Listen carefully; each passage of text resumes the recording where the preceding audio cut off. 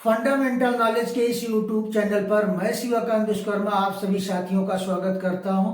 साथियों, अगर आप किसी बैंक, रेलवे, एसएससी, यूपीएससी या अन्य किसी प्रतियोगी परीक्षा की तैयारी कर रहे हैं तो हमारा यह चैनल आपके लिए उपयोगी होगा, क्योंकि हम यहाँ पे सभी विषयों की बेसिक जानकारी आपको देते हैं। तो इस समय हमारी जानकारी कंप्यूटर विषय पर चल रही है, जिसमें आज का हमारा टॉपिक होगा डाटा, उसके प्रकार। तो आइए वीडियो शुरू करते हैं। तो जो साथी हमारी पिछली वीडियो नहीं देखे हैं वो हमारे पिछली वीडियो पे जाएं और देख लें, जिसमें हमने कंप्यूटर का सामान्य परिचय बताया है, उसकी परिभाषा, उसके अर्थ आज बताया है। तो आज हम बताएंगे डाटा। तो डाटा क्या है? वैसे तो सामान्य अर्थ में डाटा है किसी भी तथ्य की जानकारी को डाटा कहते हैं। जिस प्रकार हम संज्ञा पढ़ते हैं, किसी व्यक्ति, वस्तु, स्थान आदि के नाम को संज्ञा कहते हैं, तो वही चीज कंप्यूटर की भाषा में डाटा कहलाती है। तो कंप्यूटर को कार्य करने हेतु दी जाने वाली जानकारी या आंकड़े को डाटा कहते हैं। तो कंप्यूटर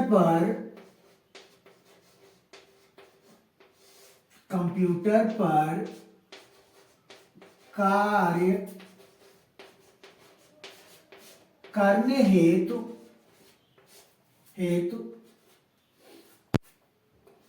दी जाने वाली जानकारी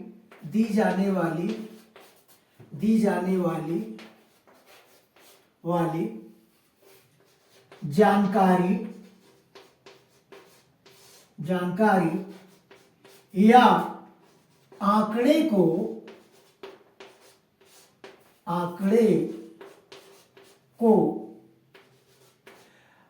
डाटा कहा जाता है। डाटा कहा जाता है। अब डाटा कितने प्रकार का होता है? डाटा के प्रकार। तो जब कंप्यूटर की शुरुआत हुई तो उसमें 3 प्रकार के डाटा प्रयोग किए गए। कौन कौन? 3 मुख्य हैं, जिनमें सबसे पहले आता है वर्णात्मक या अल्फाबेटिक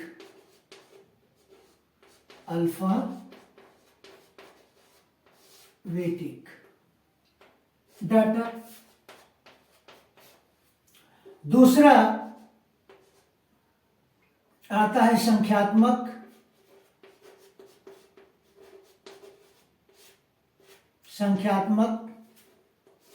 या न्यूमेरिक डाटा।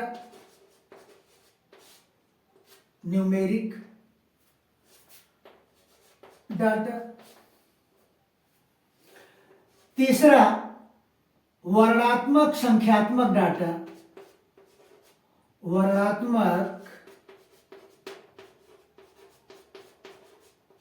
संख्यात्मक, इसी को कहते हैं अल्फा न्यूमेरिक। क्या कहते हैं? Alpha numeric data. ये कंप्यूटर के विकास के प्रारंभिक चरण में थे। अब जैसे जैसे कंप्यूटर का विकास हुआ, कंप्यूटर अपने चरम पर आया, उसमें 3 और डाटा जुड़ गए। कौन जुड़ गए? इसमें आने लगी इमेज,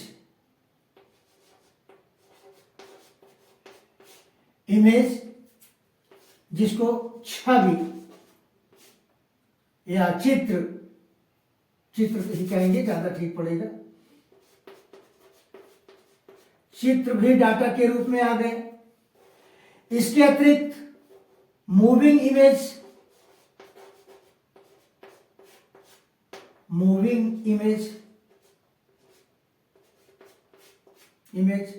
जिसको चलचित्र कहा गया, चलचित्र कहा गया। इसके अतिरिक्त एक और डाटा वॉइस डाटा, बोलकर डाटा को पहुंचाया जाता है, वॉइस डाटा। तो ये 3 प्रकार के डाटा और जुड़ गए समय के साथ साथ, लेकिन वर्णनात्मक हो गए। यहां पे देखा जाए तो यही 3 मुख्य माने जाते हैं।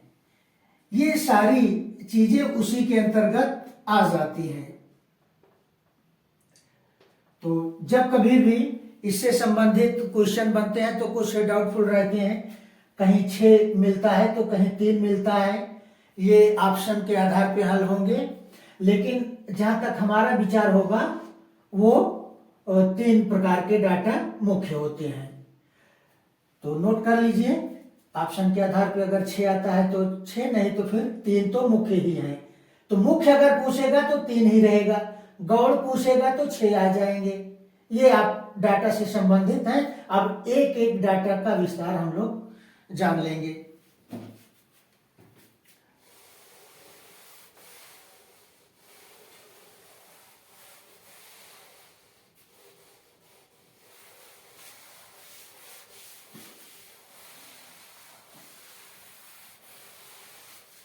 अगर इसका डायग्राम बनेगा तो डायग्राम बना के याद करोगे तो ज्यादा ठीक पड़ेगा। ये डाटा के प्रकार, तो आप इसे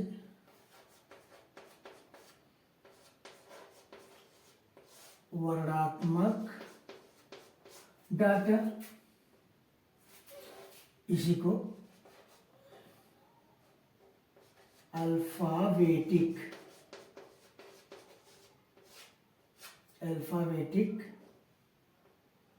कहते हैं। ये आपका संख्यात्मक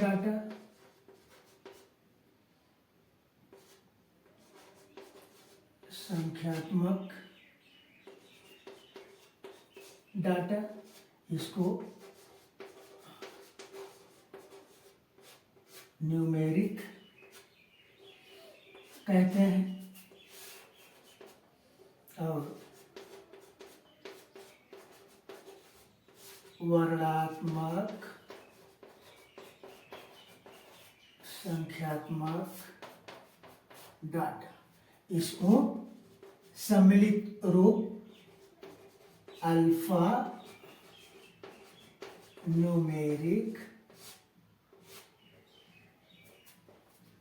डाटा कहते हैं। ये हो गया मुख्य रूप से। अब जो गौड़ वाले हैं उसको आप कहीं पर भी लिख के याद कर सकते हैं या ना भी याद करिए, कोई दिक्कत वहां पे नहीं होगी। अब आते हैं वर्णनात्मक डाटा की तरफ।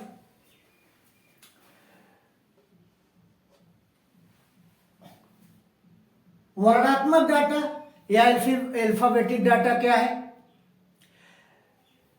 तो वर्ण से संबंधित, वर्ण या अक्षर से संबंधित जानकारी देने वाला डाटा वर्णनात्मक डाटा कहलाता है। वह डाटा जो अक्षरों के रूप में कंप्यूटर तक पहुंचे उसे अल्फाबेटिक डाटा कहते हैं। जैसे ए बी सी डी या क ख ग आदि। तो इस प्रकार के जब डाटा कंप्यूटर तक पहुंचाए जाते हैं तो वे वर्णनात्मक डाटा कहलाते हैं। अब वर्ण क्या है, अक्षर क्या है, भाषा क्या है, इस सब की जानकारी आपको मिलेगी आगे। तो वे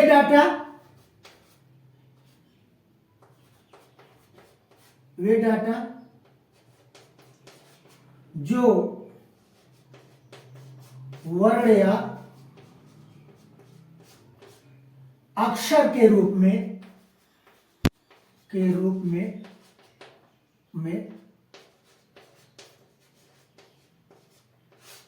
कंप्यूटर तक पहुंचाए जाते हैं,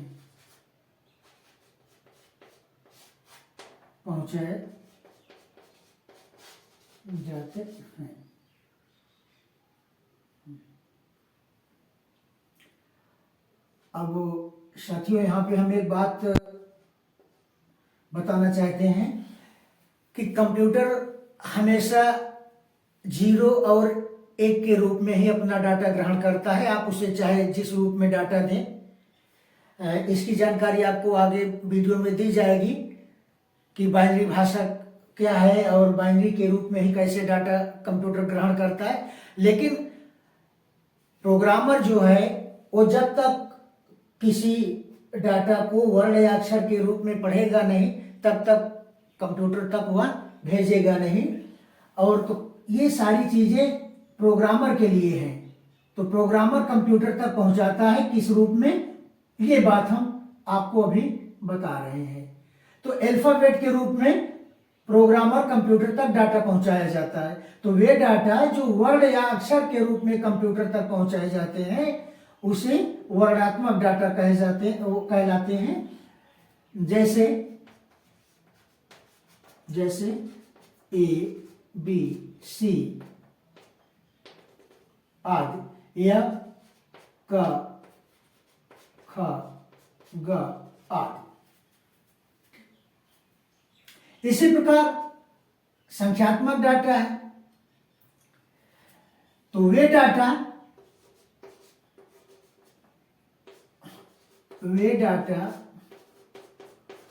जो संख्या के रूप में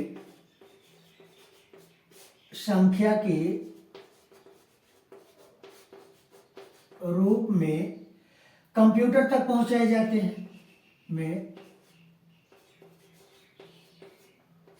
कंप्यूटर तक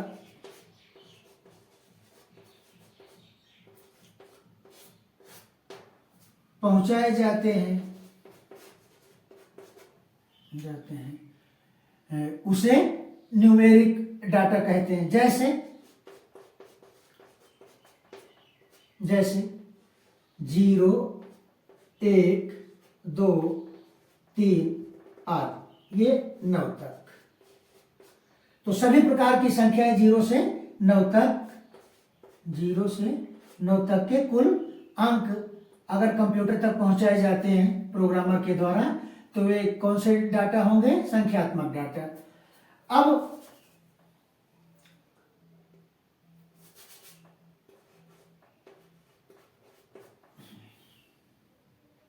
वर्णात्मक संख्यात्मक डाटा क्या है?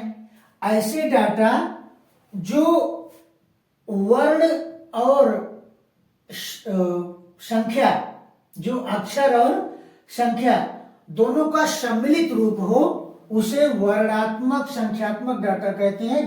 जिसको हम क्या कहते हैं, अल्फा न्यूमेरिक। क्या कहते हैं, अल्फा न्यूमेरिक। तो ऐसे डाटा या वे डाटा जो वर्ण और नंबर या संख्या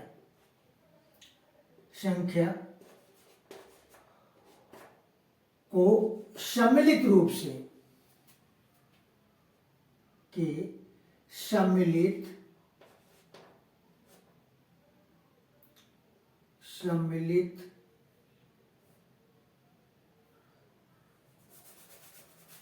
के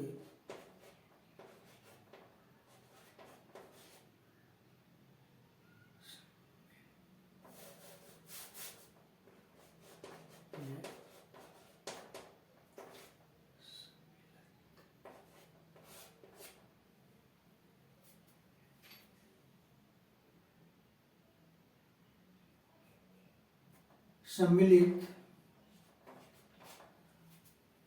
रूप में कंप्यूटर तक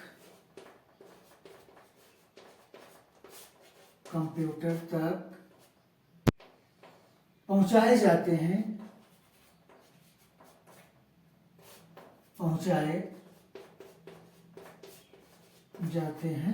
उन्हें वर्णात्मक संख्यात्मक डाटा या अल्फा न्यूमेरिक डाटा कहे जाते हैं। जैसे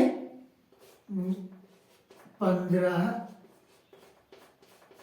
अगस्त 1947 या आदि डाटा। इसमें संख्या भी है और अक्षर भी है। तो इस प्रकार ऐसे डाटा को अल्फा न्यूमेरिक डाटा कहते हैं।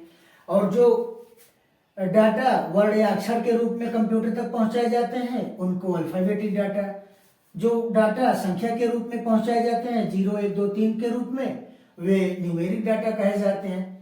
तो इस प्रकार ये डाटा मुख्य हो गए।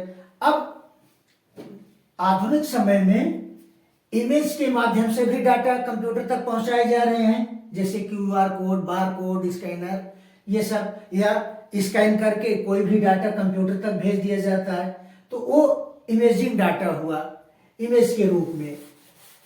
इसी प्रकार जो चलचित्र होते हैं, जो वीडियो आदि कंप्यूटर तक पहुंचाए जाते हैं, वे मूविंग इमेज डाटा हो गए।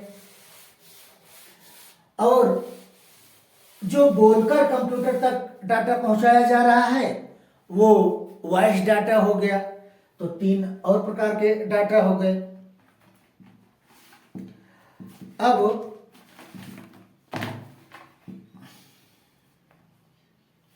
तो डाटा जाना आपने कि कंप्यूटर को कार्य करने तक के लिए दी जाने वाली जानकारी या आंकड़ा डाटा कहलाता है। और डाटा मुख्यतः 3 प्रकार के, वर्णात्मक, संख्यात्मक और वर्णात्मक संख्यात्मक का मिश्रित रूप, अल्फाबेटिक, न्यूमेरिक और अल्फा न्यूमेरिक। ये 3 प्रकार के डाटा आपके सामने प्रस्तुत है। अब कंप्यूटर किन विशेषताओं के कारण इतना प्रचलित हुआ, वो विशेषता आपको बताएंगे। कंप्यूटर के गुण, कंप्यूटर की विशेषता, प्रमुख विशेषता। अब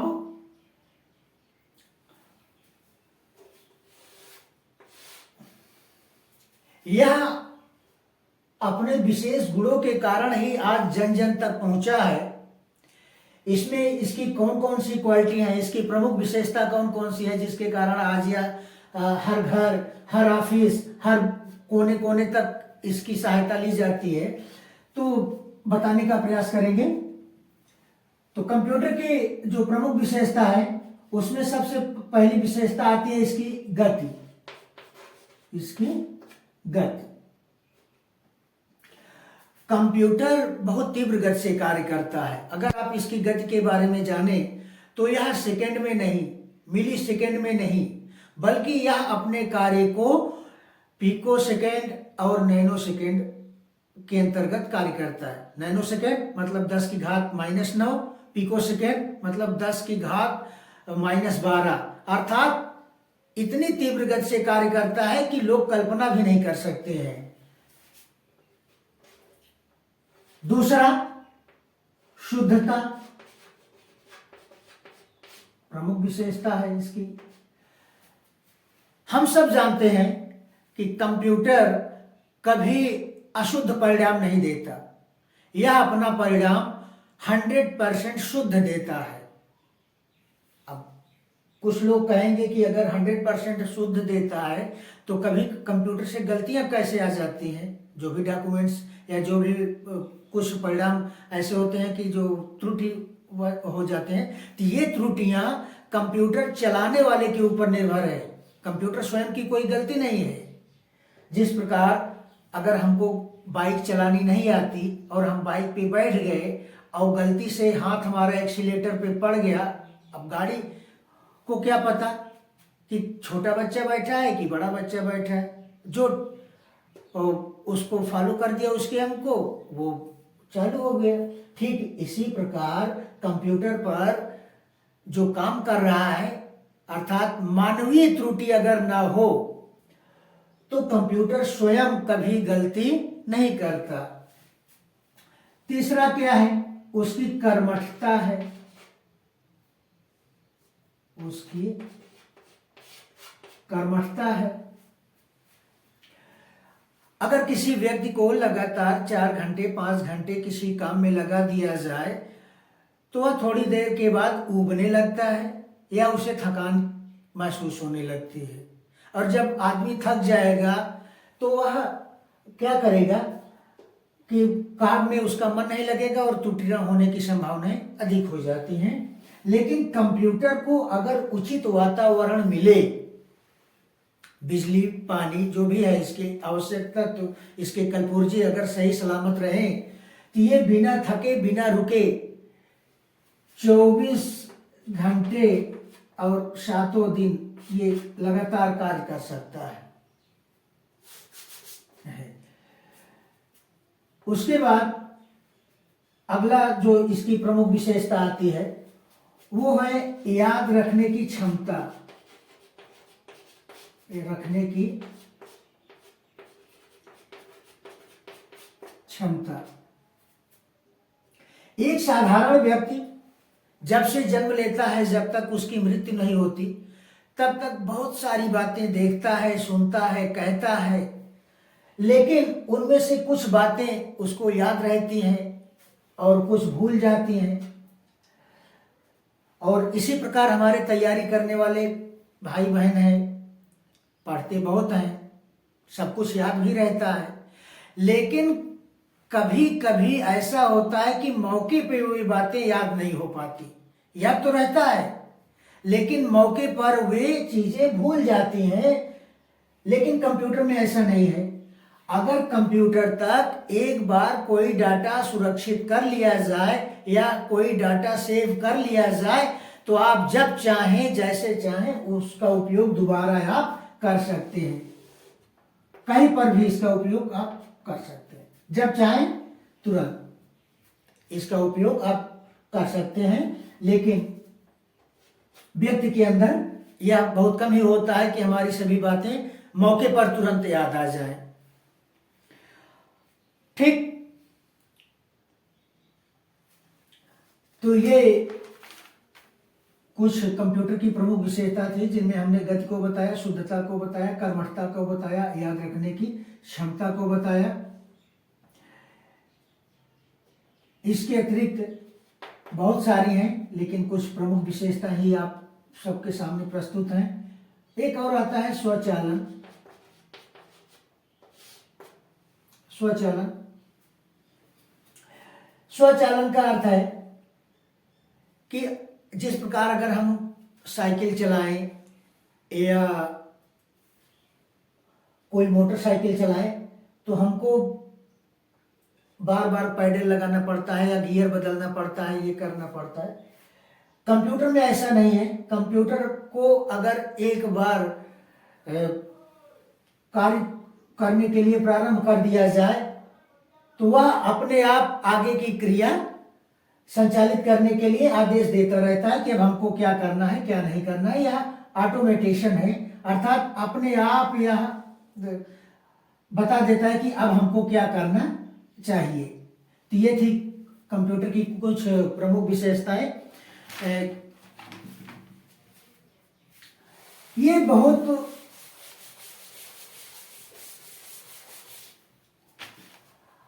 अच्छा उपकरण है, लेकिन इसके साथ साथ इसकी कुछ कमियां भी हैं। चलिए कमियों को भी जान लेते हैं कि कंप्यूटर के अवगुण क्या क्या हैं या कंप्यूटर की कमियां कौन कौन सी हैं। क्योंकि जहां पे अच्छाई रहती है वहां पे कुछ बुराई भी रहती है। कंप्यूटर के प्रमुख अवगुण। अब ये क्या क्या अवगुण है? सबसे पहला अवगुण जो है इसका, यह आत्मरक्षा करने में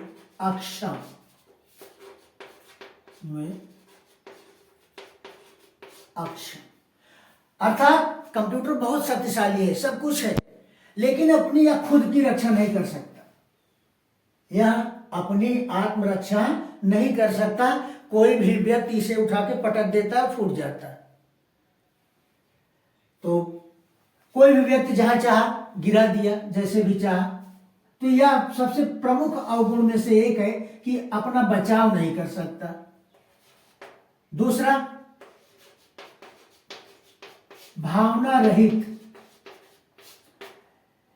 इसके अंदर सुख दुख, गर्मी सर्दी, किसी प्रकार की कोई भावना नहीं है। आप खुश होकर कंप्यूटर चला रहे हैं कि दुखी मन से चला रहे हैं, कि आपके ऊपर क्या गुजर रही है, इससे इसका कोई मतलब नहीं है। ये सिर्फ आदेशों का पालन करता है, इसे आपके सुख दुख से कोई मतलब नहीं है। तो दूसरी इसकी कमी है कि ये भावना रहित होकर काम करता है। तीसरा क्या है? वायरस से खतरा। वायरस से खतरा, इसको हमेशा वायरस से खतरा बना रहता है। समय समय पर इसकी सिक्योरिटी चेक की जाती है, वायरस ना आने पावे इसके लिए समय समय पर इसको अपडेट करना पड़ता है।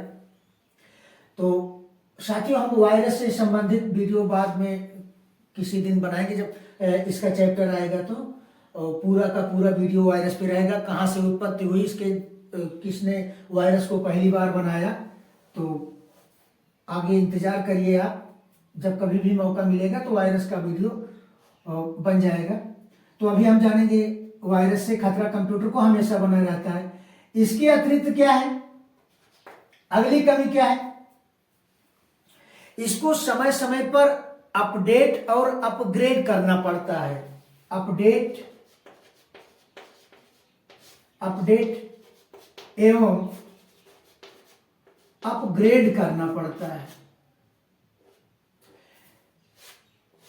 जैसे जैसे विकास आगे बढ़ता जाता है और इसकी जो कड़ियां हैं, इसमें जो कार्य करने के प्रोग्राम डाले जाते हैं, उनको समय समय पर अपडेट करना पड़ता है। अब पता चला कि हम 2000 विंडो चला रहे हैं और आज विंडोज 11 का जमाना है, तब इसलिए कार्य करने के लिए कार्य करने में बने रहने के लिए इसको समय समय पर अपडेट और अपग्रेड करना पड़ता है। तो ये कुछ कंप्यूटर के अवगुण हैं। अगर कोई भी व्यक्ति या कोई भी प्रोग्रामर इससे संबंधित जानकारी प्राप्त कर गया तो कंप्यूटर में सारी इंफॉर्मेशन को जान लिया। चलिए, अब कंप्यूटर बनाया मनुष्य ने ही है, लेकिन क्या कंप्यूटर मानव मस्तिष्क से अधिक शक्तिशाली हैं? इस पर चर्चा करेंगे। और साथियों, एक बात बता दें, हमारी नेक्स्ट वीडियो कंप्यूटर के इतिहास पर होगी। तो कंप्यूटर और मानव मस्तिष्क में क्या अंतर है, क्या विशेषताएं हैं? मानव मस्तिष्क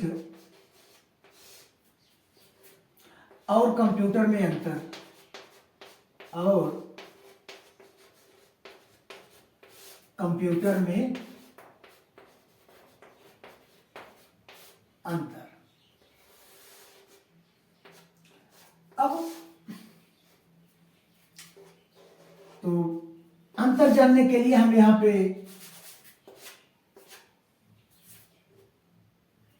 दो बॉर्डर कर देंगे। एक तरफ हमने मानव मस्तिष्क को रख दिया, दूसरी तरफ हमने कंप्यूटर को कर दिया, समझने में आसानी होगी। देखिए, हमारे शरीर के सभी अंग एक निश्चित स्थान पर बने होते हैं। जैसा हमारा जो ये हड्डियों का ढांचा है, यह एक प्रकार का मदरबोर्ड है। अगर कंप्यूटर की भाषा में हम अपने शरीर को बताएं तो हमारा ये जो शरीर है, पूरा हड्डियों का ढांचा, वह क्या है? एक मदरबोर्ड है। ये हमारे जो सभी ये आँख, कान, नाक, ये सब हैं, ये कंप्यूटर के अंग हैं और हमारे सभी अंगों को जोड़ने के लिए नसें, शिरा और धमनी बह रही हैं। ये हमारे कंप्यूटर के लिए वायर का काम करते हैं। तो मानव शरीर और कंप्यूटर में अगर समानता देखी जाए तो बहुत अच्छी समानता है, बस उसे जानने का प्रयास किया जाए बस। तो पहली समानता क्या है, पहली विशेषता दोनों में जो अंतर बताती है क्या क्या है, तो मानव मस्तिष्क के सभी अंग मानव मस्तिष्क के सभी अंग एक निश्चित स्थान पर रहेंगे, निश्चित स्थान पर होते हैं, यह आवश्यक है।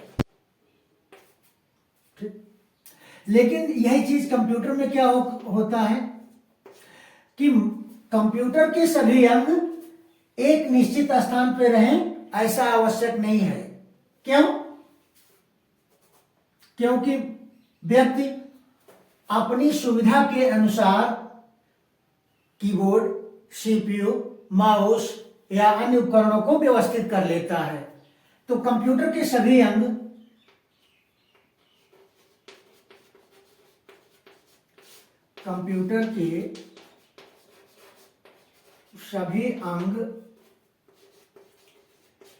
एक निश्चित स्थान पर रहें, एक निश्चित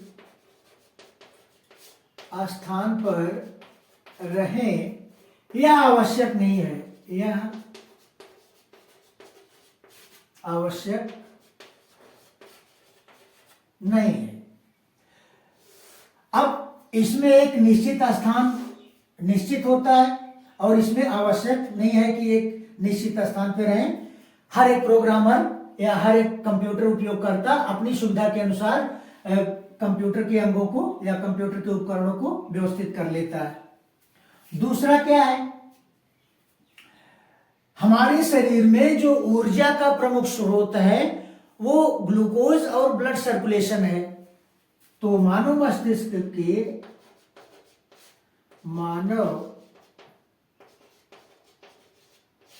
मस्तिष्क में ऊर्जा का प्रमुख स्रोत क्या है? ग्लूकोज और ब्लड सर्कुलेशन।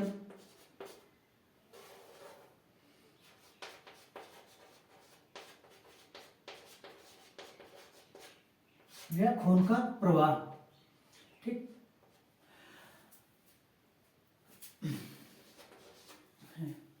और इसमें क्या है, कंप्यूटर में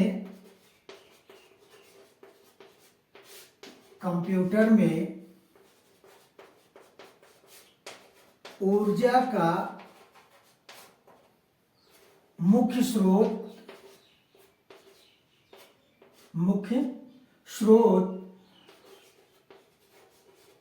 विद्युत है। इसमें ग्लूकोज और ब्लड सर्कुलेशन है और इसमें ऊर्जा का मुख्य स्रोत क्या है? विद्युत है। हमने आपको पिछली वीडियो में बताया है कि जो कंप्यूटर विद्युत यूज करता है 1.5 वोल्ट से लेकर 12 वोल्ट तक यूज करता है, डायरेक्ट 220 वोल्ट नहीं यूज करता। और जब कभी भी मौका मिलेगा तो इसकी अगली वीडियो बनाएंगे तो फिर पूरा डिटेल आपको और दे देंगे। अगला है कि मानव मस्तिष्क द्वारा या मानव मस्तिष्क में सुरक्षित डाटा या सूचना आपके मौके पर काम आ जाए, यह आवश्यक नहीं है। तो मानव मस्तिष्क में या मानव मस्तिष्क में सुरक्षित सूचना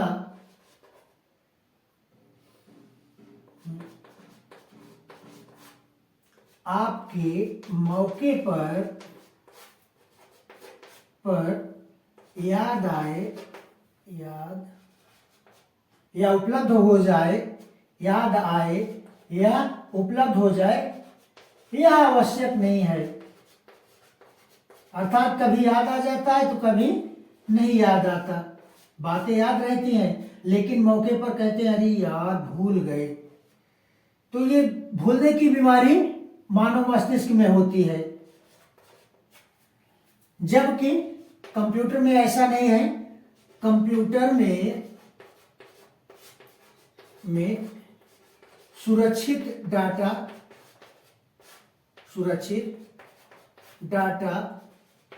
या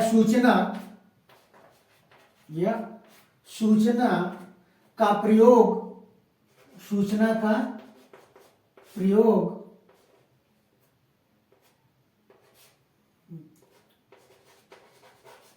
कभी भी किया जा सकता है, किया जा सकता है।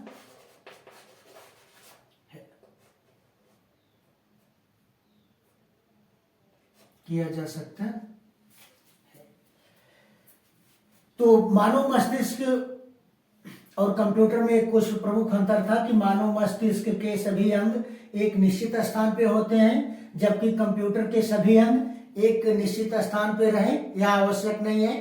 प्रत्येक उपयोगकर्ता अपनी सुविधा के अनुसार इसको व्यवस्थित कर लेता है। मानव मस्तिष्क में ऊर्जा का मुख्य स्रोत होता है ग्लूकोज और ब्लड सर्कुलेशन, और जबकि कंप्यूटर में ऊर्जा का मुख्य स्रोत क्या होता है, बिजली या विद्युत।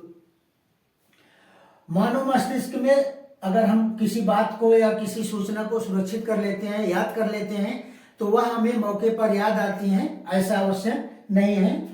लेकिन कंप्यूटर में अगर कोई भी डाटा एक बार सुरक्षित हो जाता है तो वह आपके मौके पर काम आ जाता है। ये कुछ प्रमुख अंतर था मानव और कंप्यूटर में।